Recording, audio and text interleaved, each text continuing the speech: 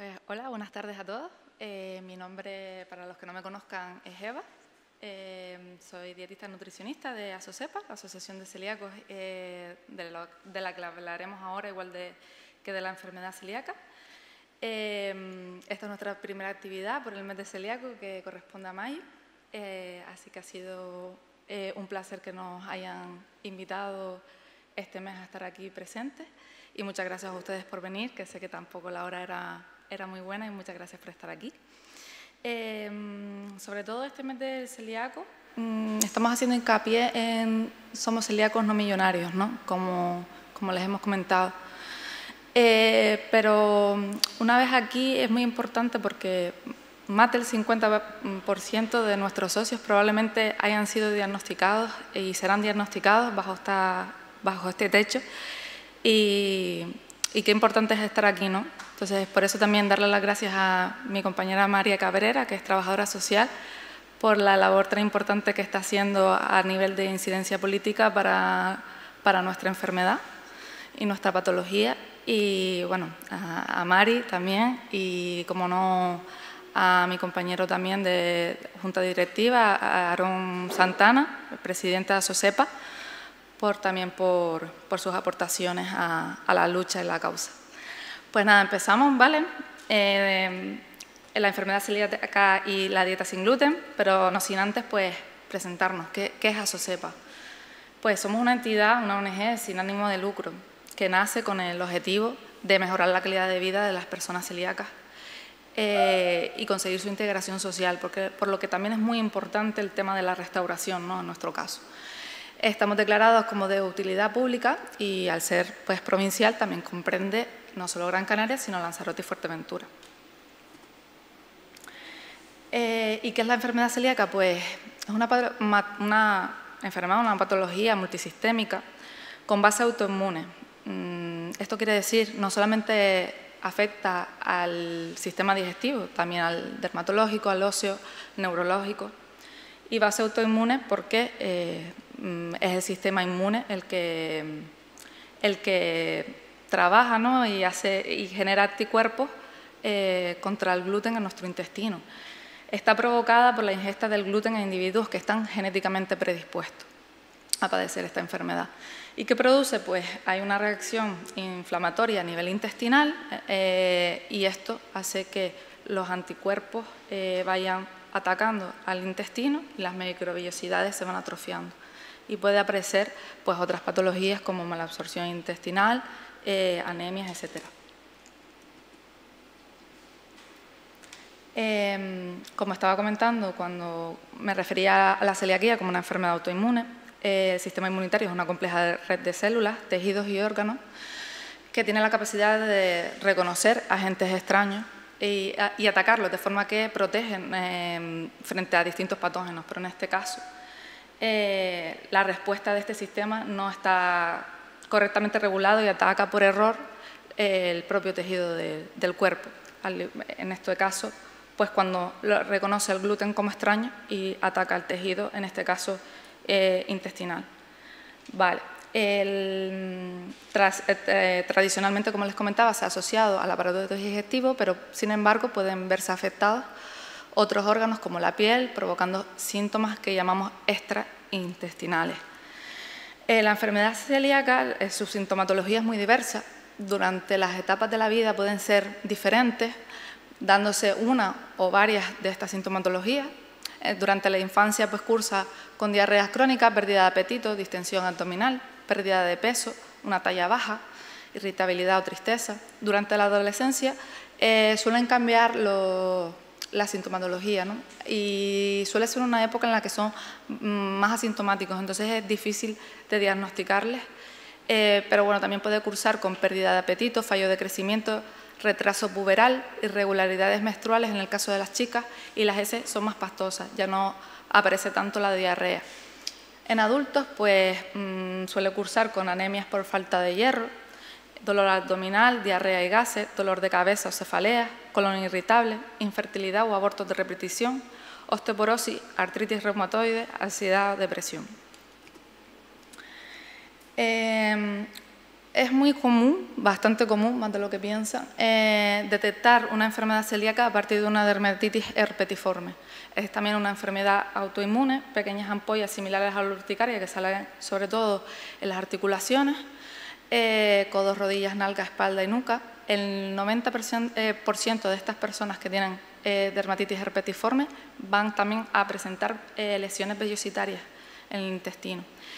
Se llama enfermedad celíaca de la piel y se diagnostica pues haciendo una biopsia tanto de la piel como del intestino a nivel duodenal.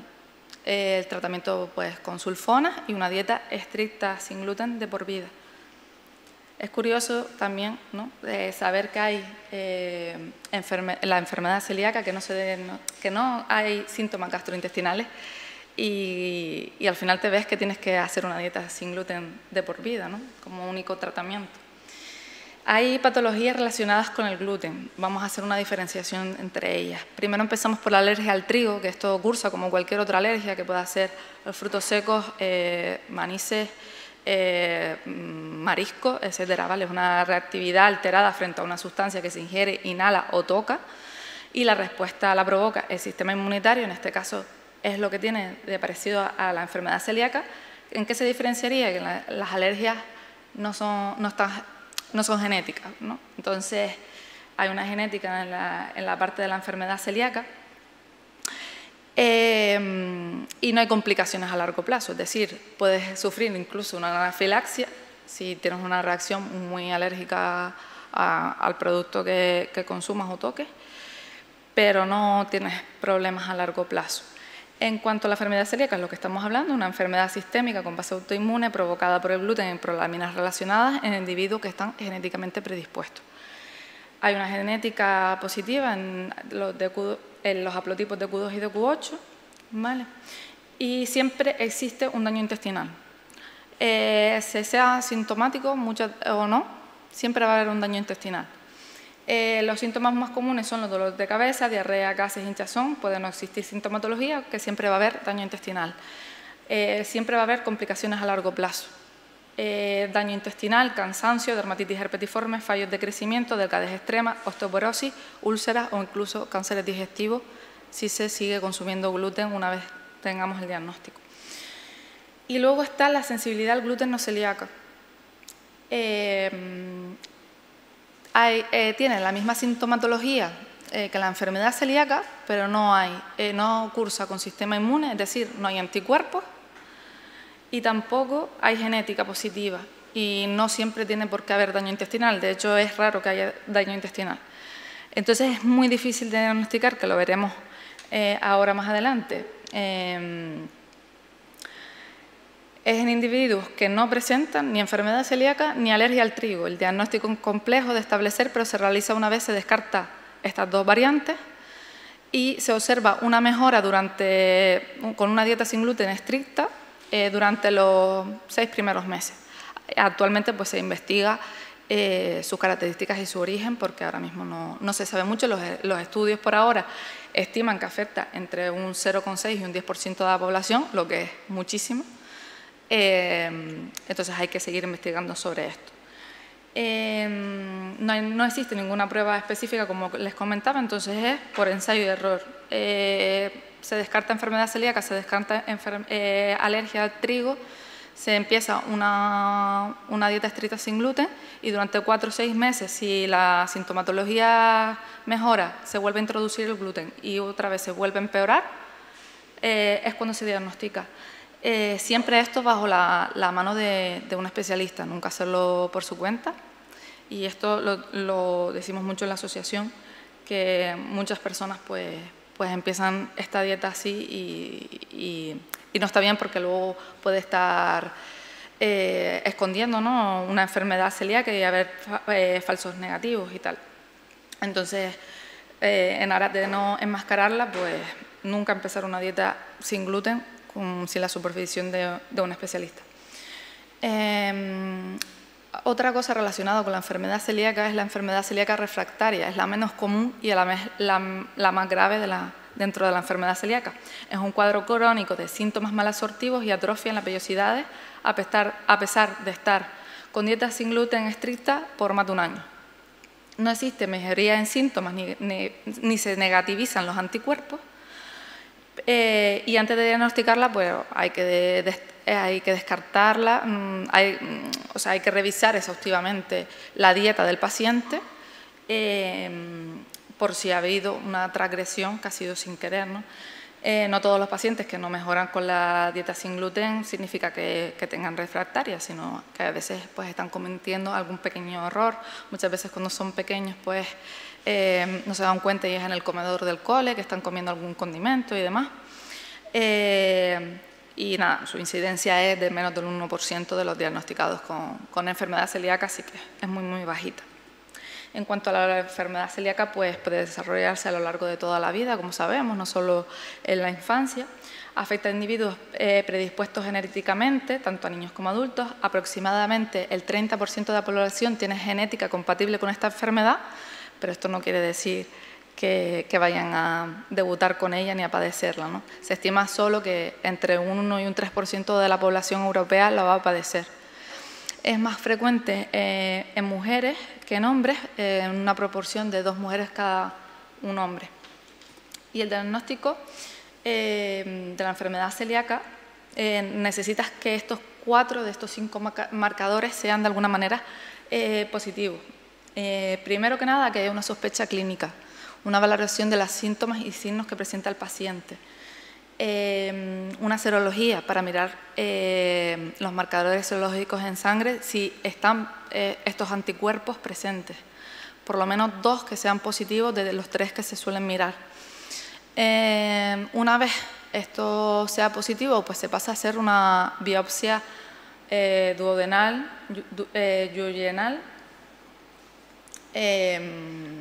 y se mira a través de la clasificación de Mars, que va desde 0, que vemos una vellosidad entera, limpia, no atrofiada, ¿no? Hasta la última, que lo vemos súper atrofiada, que ya está totalmente lisa, que va hasta el 4.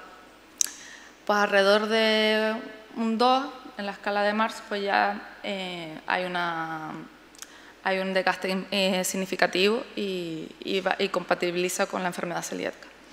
Y luego están las pruebas genéticas, que son los haplotipos de Q2 y de Q8, pero un resultado de genética positiva por sí sola no confirma la enfermedad celíaca, porque si no tienes síntomas y no tienes los anticuerpos, es que tú estás predispuesto genéticamente a padecer esa enfermedad, pero no que la tienes en ese momento. Y luego está la dieta sin gluten, una respuesta positiva a ella y una mejora de la sintomatología, pues efectivamente ya podría diagnosticarse, ¿no? Esto es muy importante, no existen los grados en la enfermedad, no se es muy celíaco o poco celíaco, o eres celíaco o no eres celíaco. Otra cosa es que puedas tener más o menos dañado el intestino en el momento del diagnóstico, pero no se es más celíaco o menos celíaco. También puede ser más reactivo al consumo del gluten y tener mayor sintomatología, y otras personas, cuando hacen la transgresión en la dieta sin gluten, ser asintomáticos, pero los 2 son igual de celíacos y los 2 van a tener daño intestinal, ¿vale? Es muy importante saber esto. La dieta sin gluten es el tratamiento para toda la vida, no existe nada milagroso. Cualquier transgresión supone daños en el intestino, no hay pastillas, no hay jarabes, no hay complementos alimenticios, y la dieta sin gluten supone hacer cambios en los hábitos alimenticios, cambios en los hábitos de la compra, encarecimiento de la cesta de la compra, y aprender a leer etiquetas. ¿Cómo no? ¿Y qué es el gluten? Pues es una proteína presente en las semillas de muchos cereales como el trigo, la cebada, el centeno, la avena y sus híbridos como la espelta, el triticale o el camut. Carece de valor nutricional, pero tiene un alto valor tecnológico. Es por ello que la industria alimentaria lo usa mucho en productos que a priori no pensamos que pueda tener gluten. Porque tiene mucha elasticidad, aporta brillo, elasticidad, y bueno, es muy recurrente. El almidón puede separarse del gluten a través de un proceso denominado molturación húmeda, obteniéndose almidón de trigo apto para celíacos, que se llama, y está siendo muy utilizado en repostería, por ejemplo, almidón de trigo desglutinizado. Eso sí, le quitas el gluten y también pierde la elasticidad, así que vamos a ver cómo funciona esto y cómo va utilizándola la industria. La dieta sin gluten pues requiere la retirada de la dieta de cualquier alimento, obviamente, pues que contenga gluten. Nosotros clasificamos, una vez diagnosticados, clasificamos los alimentos como si fuera un semáforo. Los verdes, que son los genéricos, serían los aptos, y por otra parte los no genéricos. Tenemos en el ámbar dos, los convencionales, que son los que dependen del fabricante, los que tenemos que leer las etiquetas y los que tenemos que buscar sellos sin gluten. Los específicos, que son aquellos que son específicamente preparados para la enfermedad celíaca y sensibles al gluten no celíacos, a través de las harinas, de los cereales que son sin gluten. Y luego está en el rojo, los prohibidos, los no aptos, los que son los que están derivados de estos cereales que hemos mencionado.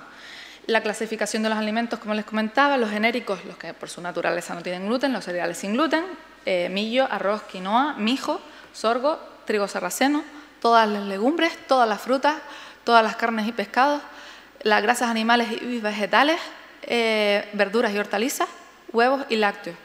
Cabe destacar todo esto en cualquiera de sus formatos, ya sea natural, congelado, en conserva, en mermelada, y en cuanto a los lácteos, siempre y cuando sean en su forma natural, ¿vale? Si tienen sabores, ya pasaría a la categoría de convencionales y habría que mirar el etiquetado.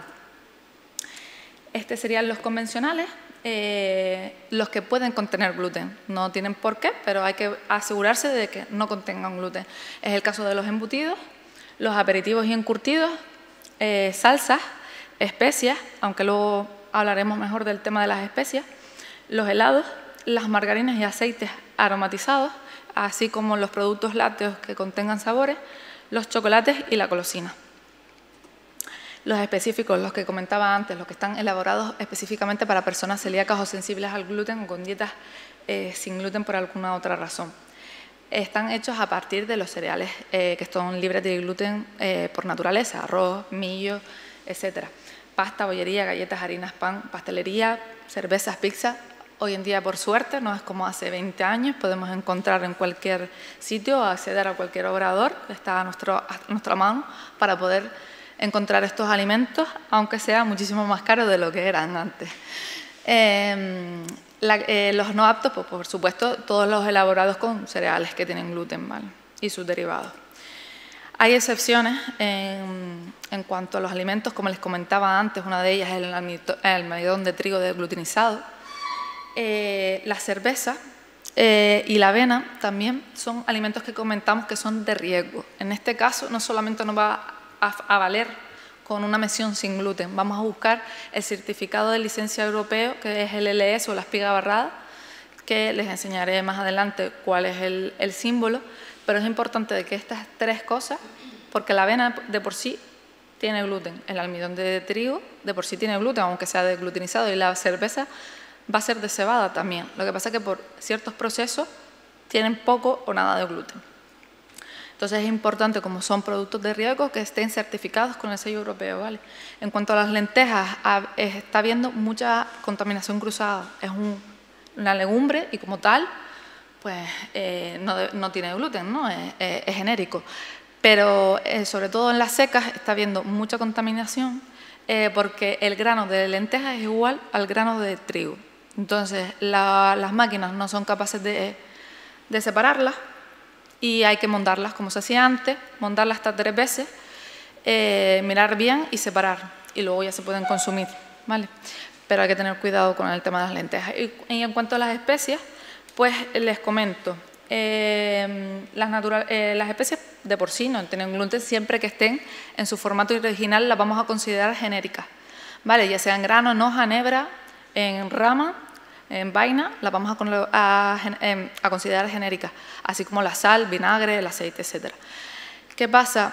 Que una vez estas especies hayan pasado por un proceso de molienda, ya va a haber que buscar el sello sin gluten o la mención sin gluten, ¿vale? Pasan a ser de los convencionales de los que tenemos que mirar si tienen o no gluten. como hemos ido comentando, la clasificación de cereales de acuerdo a la presencia de gluten sería los no aptos, trigo, centeno, cebada, triticale, tritordeum, espelta, trigo corazón. Hay que tener precaución con la avena, ¿vale? Hay variedades de avena que no son libres de gluten por naturaleza y hay que tener cuidado, siempre que tenga el sello del ELS. Y para la introducción es muy importante en la dieta que se introduzca una vez pasado unos meses, ¿vale? Cuando se empieza una dieta sin gluten, porque no a todos los celíacos les sienta bien la avena, ¿vale? Hay que tener cuidado. Y luego los cereales aptos, pues por supuesto el arroz, el maíz, el sorgo, mijo, tef, quinoa, trigo sarraceno, amaranto. Vale. En cuanto al consumo de productos manufacturados, los convencionales, en un supermercado nos vamos a encontrar que un celíaco solo va a poder consumir de estos un 30% de estos, ¿vale? Hay que tener cuidado también, que luego lo explicaré con el tema de la legislación europea, con el tema de los convencionales. Cuando eres socio de Asocepa, nosotros pertenecemos a FASE, que es la Federación de Asociaciones de Españolas. Tenemos acceso a la lista de alimentos que te facilita FASE Móvil. Es una aplicación donde podemos encontrar tanto la lista de alimentos, que aquí van a estar los convencionales y los específicos, ¿vale? Pero no vamos a encontrar nunca los genéricos ni los prohibidos, ¿vale? Por eso hay que, de alguna manera, aprendérselos de memoria. Así también vamos a encontrar establecimientos, hay un escáner de productos para el código de barras, algunos descuentos, donde están las asociaciones, las revistas Mazorca, consejos y noticias, ¿vale?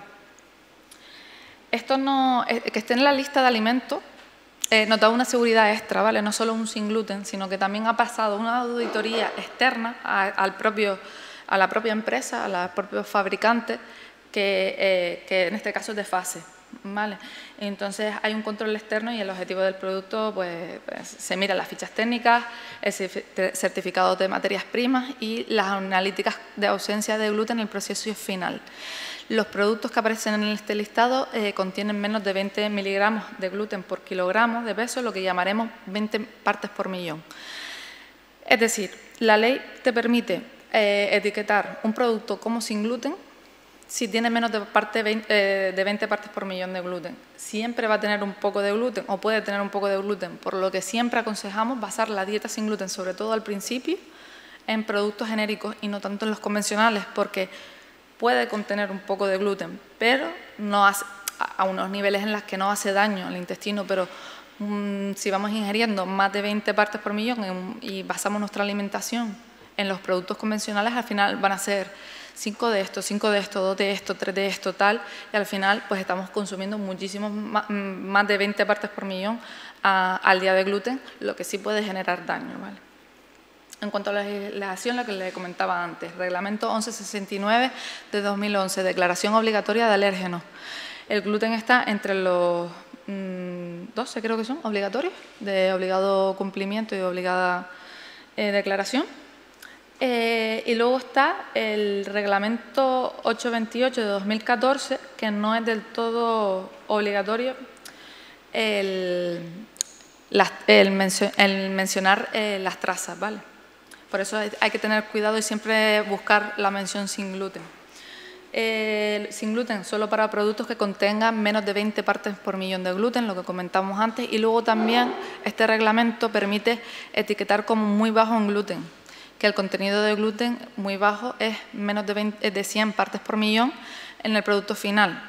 Un celíaco no puede comer un producto muy bajo en gluten, tiene demasiadas partes por millón, ¿vale? Pero bueno, la legislación lo permite y está bien saberlo. Hay que buscar la mención sin gluten y si va pues, con alguno de estos sellos, pues también es más fácil identificarlo, ¿no? Esta es la famosa espiga barrada que les estaba comentando antes, ¿vale? Es el símbolo europeo, ¿no? Donde todos podemos ir a cualquier país de Europa y saber que ese producto es apto para nosotros. Ahí lo podemos ver en varios ejemplos. Es una certificación voluntaria, ¿vale? Por parte de de la empresa fabricante, ¿no? Pero muestra un compromiso para con el colectivo. Favorece la identificación de productos sin gluten, aporta una seguridad añadida, como le comentamos antes, por ser un agente externo el que lo examina, y un control de las materias primas. ¿Cómo identificar alimentos sin gluten? Pues los productos genéricos, por supuesto, productos certificados con la marca de espiga barrada que vimos antes, productos que aparecen en la lista digital de alimentos de fase móvil.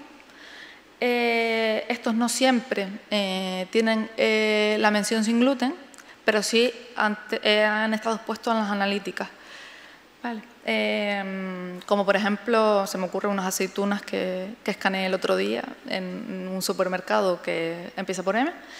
Y bueno, pues estaban ahí las aceitunas que estaban alineadas y justamente escaneé y estaban, ¿vale? Y no tenía ninguna mención sin gluten.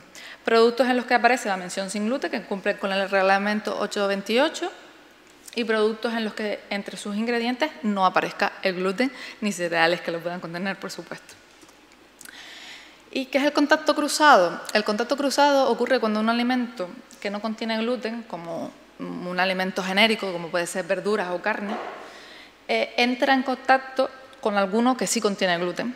Si un producto sin gluten entra en contacto con otro con gluten, deja de ser apto para las personas celíacas ipso facto. Es decir, si nosotros retiramos un producto de un potaje que luego nos demos cuenta que tiene gluten, ese potaje de repente pues ya ha sido contaminado para nosotros, ¿vale? Entonces no lo podemos consumir. Es irreparable ese daño. ¿Qué pasa si una persona celíaca entra en contacto con gluten y hace una transgresión de la dieta voluntaria o involuntariamente? Pues puede generarse una intoxicación, ¿vale? Entre los síntomas más comunes, pues náuseas, diarreas y vómitos, dolor de cabeza y mareos, dolor estomacal y malestar en general, brotes de dermatitis herpetiforme. Aunque no existan síntomas, siempre recordar que va a haber daño intestinal, ¿vale? Se puede ser asintomático y hay que tener cuidado con esto. Pues nada, en caso de intoxicación, hidratación, dieta blanda, tener paciencia y si los síntomas perduran o empeoran, acudir al médico. Para que entiendan la importancia del contacto cruzado, ahí en el dedo vemos lo que serían 20 partes por millón en una ración de 250 gramos. Es muy poquito, ¿vale? Entonces, tener mucho cuidado, un poco de gluten ya hace daño, muchos pocos de gluten hacen mucho daño y las pequeñas cantidades de gluten dañan el intestino de los celíacos. ¿Cómo prevenirlo? Antes que nada, pues en casa, eliminar la harina y el pan rallado. Para todos en casa va a ser la harina y el pan rallado va a ser sin gluten, porque son productos muy volátiles, de difícil eliminación. Pueden estar en suspensión, hasta 5 días, hasta que se aposente entero. Entonces, hay que eliminarlo de casa. Hay que eliminar los utensilios de madera o porosos, pasarnos al plástico o a los metálicos. Preferible usar papel de cocina a paño, para cuando limpiemos encimeras, etc. O no, limpiemos las manos si hemos tocado algo con gluten previamente. No freír alimentos para celíacos en aceite donde previamente se hayan frito alimentos con gluten, así como también el agua de hervir. Y evitar productos a granel, artesanales o sin etiquetar. También por el contacto cruzado, no sabemos dónde han estado esas palas, ¿vale? Con el tema de los productos a granel. Los productos sin gluten en casa, ¿cómo los colocamos? Pues los ingredientes o alimentos sin gluten separados del resto. Los podemos guardar en la parte superior, tanto de los armarios como despensas o neveras o congeladores, ¿vale? Siempre en la parte superior, porque de si se cae algo, pues siempre se va a caer encima de lo que tiene gluten, entonces no habría contaminación cruzada. Y también se pueden identificar con algún tipo de etiquetas, pegatinas, envases, etcétera. Por ejemplo, pues poner el nombre de la persona celíaca que comparte nevera con otras personas no celíacas de casa y tener su propia mantequilla, su propia mermelada y tenerla etiquetado con algún color, algún nombre. En cuanto a los electrodomésticos, el microondas, cubrir siempre el plato de los alimentos sin gluten con una tapa, ¿vale? Tanto, aunque sea genérico, siempre tener su propia tapa para el celíaco en el microondas. El horno, limpia su interior y no hornee simultáneamente alimentos con y sin gluten. Se puede utilizar un mismo horno para productos con y sin gluten, siempre y cuando el horno no tenga ventilador. Podemos hornearlo. O si tenemos la opción de no poner el modo ventilador, podemos hornear sin gluten sin problema. También existen bolsas termoresistentes, tanto para horno como para tostadora, por si nos vemos de viaje, no estamos muy seguros, etcétera.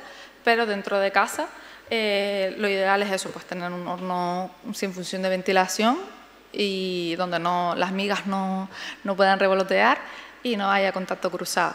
Y en cuanto al tostador, pues mira, en vez de estar comprando las bolsas estas termoprotectoras que son interesantes, ¿no?, a la hora de viajar y de irnos fuera de casa, pero dentro de casa lo más factible es pues tener un tostador exclusivo para el celíaco y así no hay problema, sobre todo porque son electrodomésticos o pequeños electrodomésticos que es súper difícil de limpiar. Al cocinar, pues lavarnos siempre las manos, limpiar la encimera con agua y jabón antes de empezar a cocinar. Lo ideal, pues eso, limpiar siempre con las encimeras con papel desechable, utilizar tabla de cortar exclusiva de plástico, nunca de madera, ¿vale? Recuerden eso, no productos porosos. Primero cocinar los platos sin gluten y el aceite y el agua tienen que estar limpios, ¿vale? Cuando existe contaminación cruzada o contacto cruzado, que ahora se llama así, si utilizamos el mismo accesorio de cocina, pues con un plato con gluten y otro sin gluten, pues ya va a haber contaminación cruzada. Si compartimos tostadora o sandwichera, ¿vale? Siempre tener eso en cuenta. En tema de la freidora, pues eso, si has frito previamente en ese mismo aceite que tienes en la freidora productos con gluten, pues ya está contaminado. No freír nunca productos sin gluten en el mismo aceite que se ha frito anteriormente cosas con gluten. Y lo mismo para las tablas, los cuchillos, cambiar de utensilios, aunque vayamos a cortar un producto genérico, después de cortar un pan, pues cambiar de tabla o lavarla, o el cuchillo, porque si no estamos contaminando el producto que luego sí podríamos comernos como celíacos, ¿vale? En cuanto a los medicamentos y vacunas, tener en cuenta siempre que el producto no tenga como algún excipiente, almidón de trigo, que puede pasar, ¿vale? Pero bueno, es fácil de solución. Yo la verdad que no me he encontrado con ningún producto que no pueda cambiar por otro que tenga a lo mejor almidón de maíz y sí poderlo consumir. En el caso de los medicamentos es muy curioso porque la legislación sí les obliga a incluir las trazas, así que un medicamento siempre va a tener entre sus ingredientes los excipientes, incluso si puede tener alguna traza de gluten, como no sucede en la ley de 1169, ¿vale? ¿Qué más? La vacunación, siempre estamos a favor de ella, sobre todo en enfermos crónicos. Tanto las vacunas incluidas en el calendario oficial como otras, por ejemplo la de la gripe o ahora la del COVID.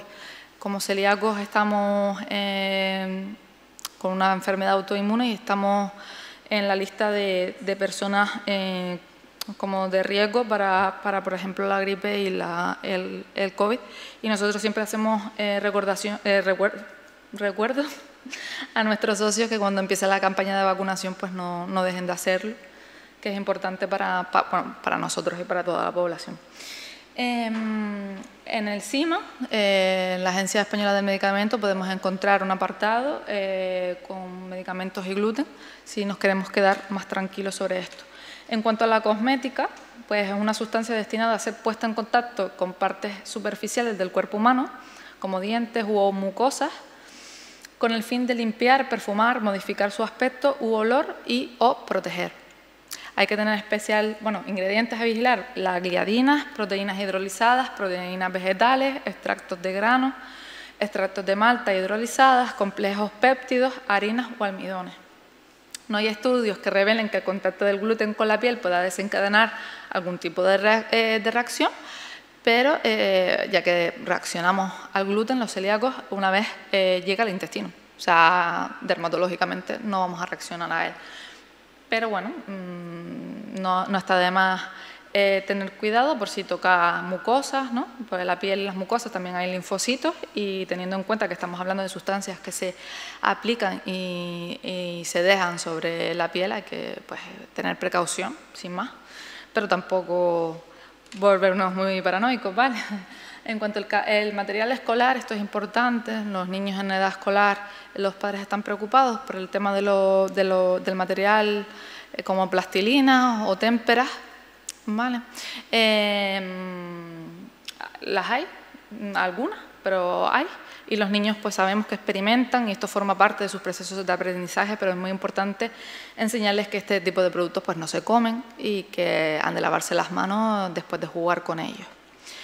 Y los expertos pues aseguran que al no ser una exposición prolongada ni ser un producto que se absorba a través de la piel ni del intestino, no suponen un riesgo al no ingerirse. Vale, viajar sin gluten. Lo primero, elegir tu destino. Y muy importante, no dejes que la enfermedad te detenga, no tengas miedo a elegir un destino. Prepara tu kit celíaco.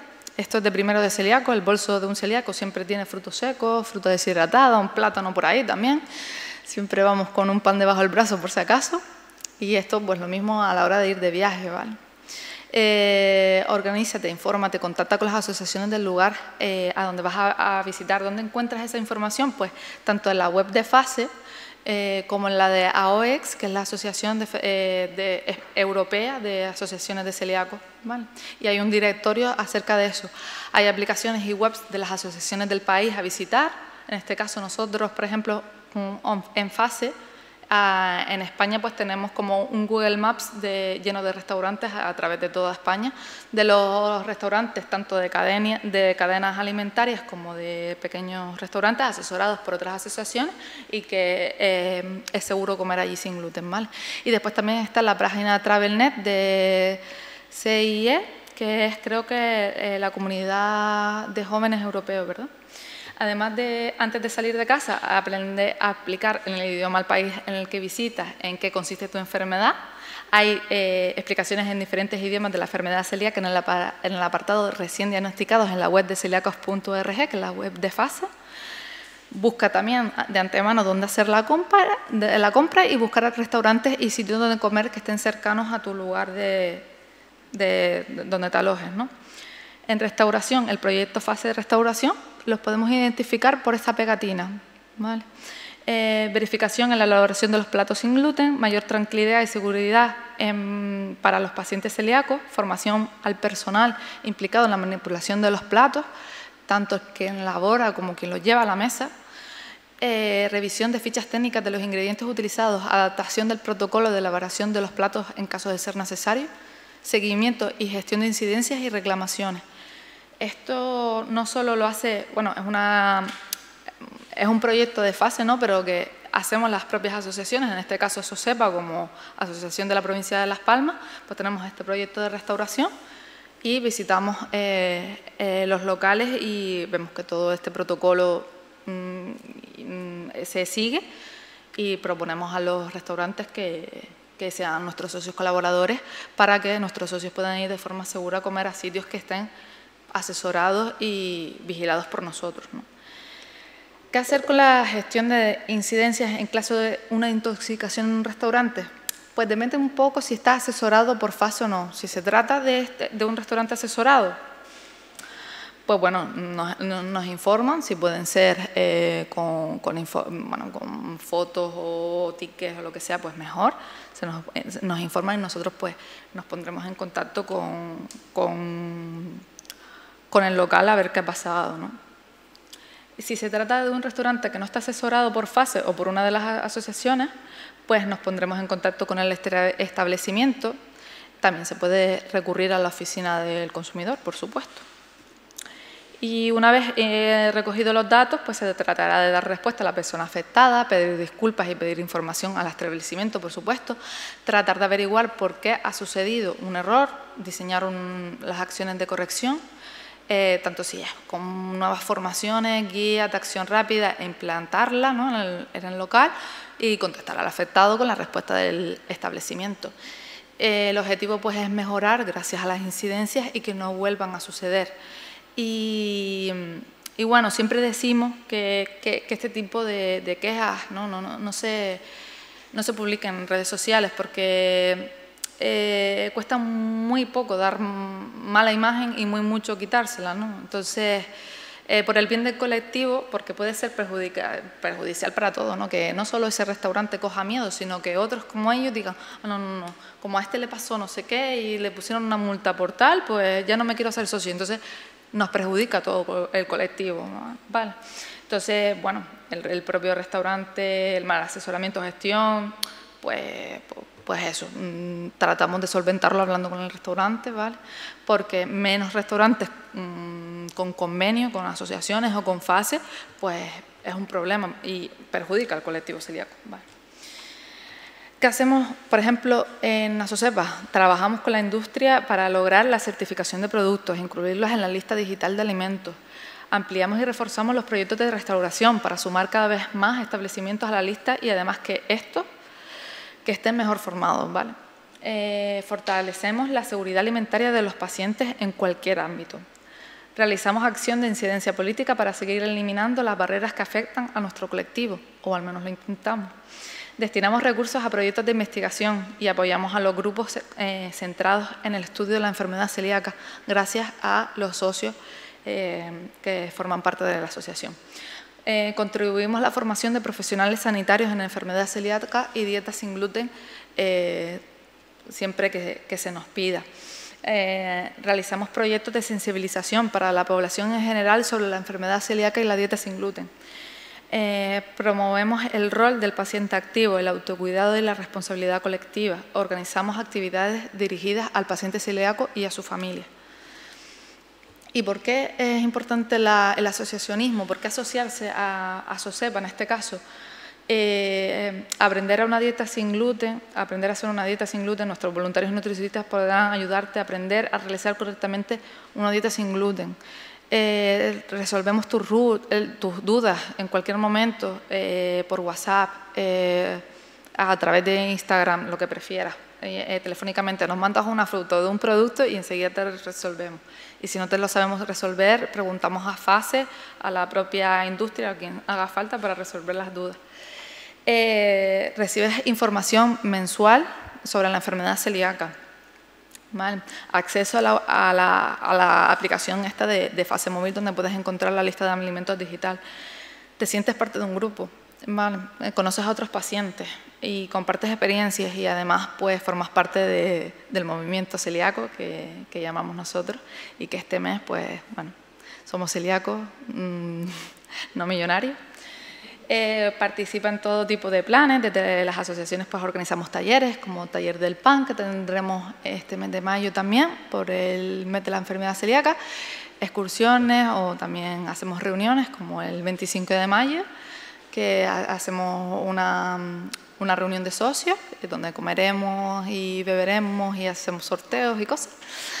Damos formaciones también y actividades dirigidas a los pacientes y a sus familias. Y bueno, y es una forma pues de apoyar a los diferentes proyectos que realizamos, tanto desde las asociaciones pequeñitas hasta FASE. ¿Vale? Y esto es todo. Muchísimas gracias por estar aquí, por atendernos. Y cualquier duda no duden en contactar con nosotras a través de info@asocepa.org, nuestro número de teléfono, nuestro Instagram, nuestro WhatsApp. Escríbenos y si no estamos pues te llamamos, cualquier cosita que necesiten, ahí estaremos. Y muchas gracias a todos.